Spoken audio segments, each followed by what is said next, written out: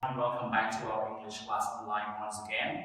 Today I'm going to be teaching you guys about third conditional. Okay. Before we start talking about third conditional, I would like to remind you a little bit of the previous lesson that you learned.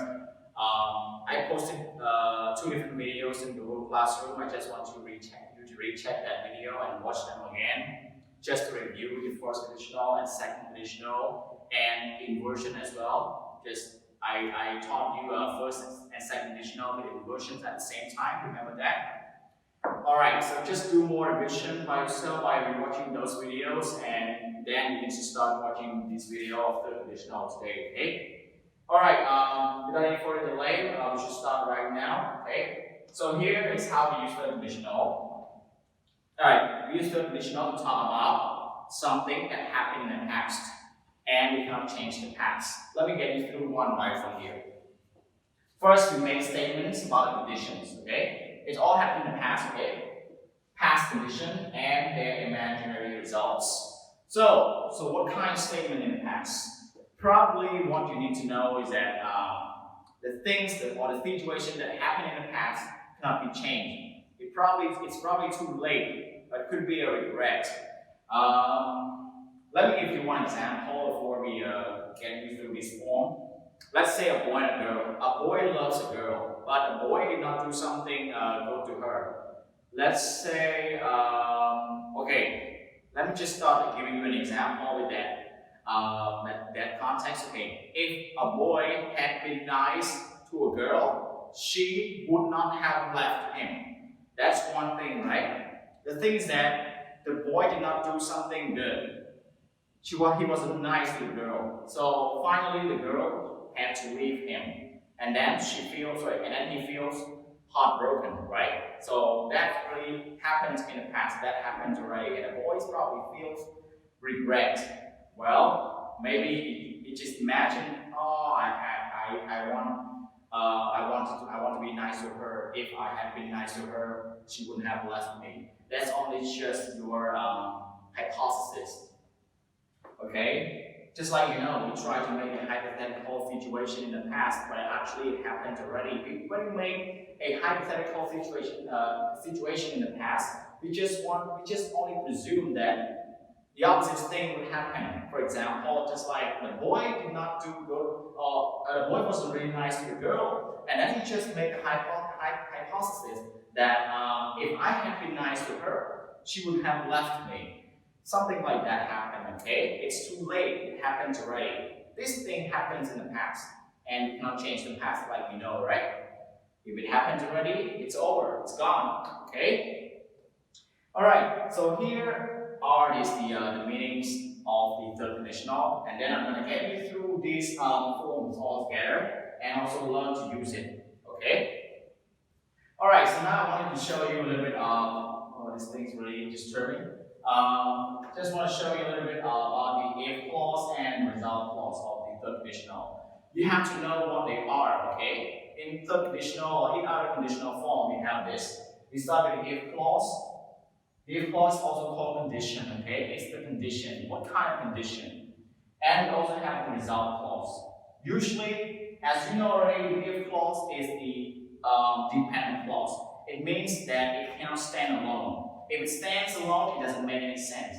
But if you have result clause, it's going to make sense, because the result clause is also called the main clause or independent clause, as we learned from class the other day before COVID. Remember that, okay? Right.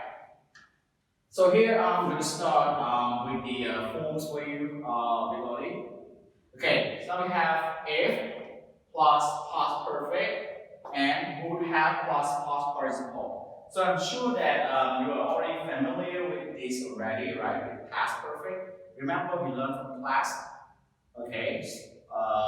Had plus past participle, right? Or verb 3. And I'm sure that you know how to make a subject-verb agreement in a sentence. So I don't have to add subject plus had auxiliary verb plus verb 3 or something like that. When I write like this, I'm sure you already understand it, okay? Because we've learned that once already. And then we have the we have would called modal verb, okay? Called modal, we can also call the past modal, overall called past modal. And remember, we don't just only use would. We can also use any other modal verbs like could or might. These all come from could comes from can, might comes from may, and would comes from will. But they're all changed in the past, so we call past modal. And have here is called the auxiliary verb. I'm going to show you right here. We call this auxiliary verb. Okay, auxiliary verb. And past participle is called verb 3. So here, auxiliary verb here has to be there all times. I mean, you cannot change it to having or had in the past. It has to be in its original form, as always. Alright? So here is the third conditional form, but remember that we don't only have this form starting with if. We also have a form that starts with the results clause. So how do we start there? It's just that you have to reverse the statement. You have to reverse the clause. If you want to use a past modal form first, you just put that in the front. But make sure if make sure the what we call a subject pronouns. If it's he, she, it, we, they, you have to use capital letter. Okay, use a larger case, except for the word I, because I is always capitalized. All right. Just in case you don't know. Alright, okay. And then I'm going to give you examples of how to switch the sentence after I explain you all this, alright? So here I have the clues for you before we just start straight with the third conditional statement. Here we have Sean didn't study hard. Okay, we have one sentence now. He failed the test. So what kind of situation is that? Sean probably played game before the exam. He was so lazy, he did not pay attention, or he did not even realize that the exam was coming. He was kind of neglectful of this, and well, the result is that he failed the test because he didn't study hard. So how do we make this clues into a third conditional statement? So we try to make a hypothetical past. A hypothetical past, what does that mean? You try to make a presumption. So let's see what it's like. If Sean had studied hard, comma, we have a comma right here. If clause starts first, remember that. We have a comma. He wouldn't have failed the test. Why not use wouldn't? You just want to make the opposite of it. The meaning should be opposite. Again, if Sean had studied hard, he wouldn't have failed the test. Right? That's an assumption, that's a hypothesis. Oh, if he studied harder, wouldn't have failed it, wouldn't have passed the exam. Well, that's true, right? We know this all together, right? If you had studied harder, how can you pass the exam? Well, that's true, right? Okay, Sean just probably Sean regrets about this, so Sean just try to make his himself a hypothetical statement. Oh my God, I should have studied harder, and I would have passed the exam. But in fact, it's too late for him. It's over, right? It happened in the past already, and he cannot change the past. It's over, it's gone, right? Okay? Now I have another clue for you. Mary lied to me before. Now I don't believe her. Alright, Mary, probably my friend, he lied to me. For example, okay, Mary works with me. Mary has a lot of work to do, but sometimes she doesn't really want to do her work because she's lazy. Because sometimes when she is addicted to a game, she likes to play that, and she doesn't want to do her work, and then she pretends to ask me, "Oh, I cannot do this. Can you help me?" Probably she can do that kind of stuff, but she just doesn't want to do it, and then she lied to me about this. And then when I found out that she lied to me, I don't believe her. Okay? So how do we make a third conditional statement? Here we have, if Mary hadn't lied to me before, it's all in the past, I would have believed her. The fact is that I don't believe her. It's just a hypothesis that if she hadn't lied to me, I wouldn't have believed her. It's probably my hypothesis. Okay? That's true, right? If she hadn't lied to me, I would believe her. Yeah, I would have believed her because I thought that she told me the truth. And how can I not trust her, right? The fact is that she did not tell me the truth, and I cannot believe her. Okay. Well, that's this. Okay. That's another one, but don't forget that we also can use the third conditional in another way. Now I'm going to make another example just to show you how we reverse that back and forth.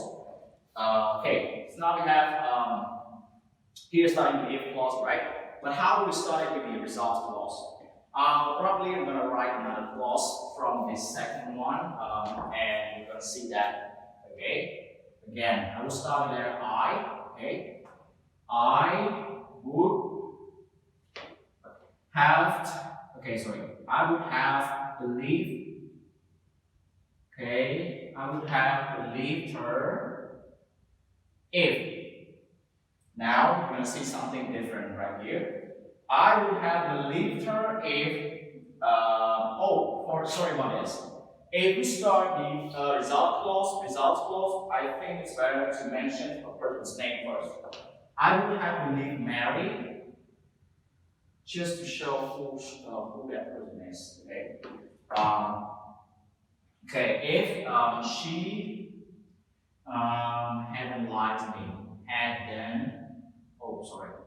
if she hadn't lied to me before, okay. I just want to rewrite that. Just want to make sure, okay. You may just say it properly. It's a little bit confusing. It's not easy to catch. All right. So again, this is the first clause. If Mary hadn't lied to me before, comma, I would have believed her. Yeah, right there. Okay. And then I try to make another example, but the meaning is the same. It's just the switching position. So I start with the result clause. I would have believed Mary. It's up to you. You want to say her first, but to me, I prefer this. I prefer mentioning a person's name first before I mention it in as the object pronoun. Because if I say that, the listener would know who that person is. They would know that person's identity. Okay. And remember, if you write it, when you start with the result clause first, we don't have a comma anymore. Okay? Comma cannot exist any longer because you have if in the middle. Just to make it easy to remember, if stays in the middle, there will not be any comma anymore. Okay? There will be no comma. Except for if that starts the clause first. Okay? Alright. Okay, that's it for the third conditional, but I'm sure you're going to be studying this third conditional again, but in inversions, okay? But probably not this time, maybe the next lesson, you're going to study that, and we're going to focus on how formal it is when we use third conditional in inversions, okay? Especially for your future writing, academic writing, it's going to be great if you know how to use third conditional in inversion. Okay. Well, this marks the end of the lesson today.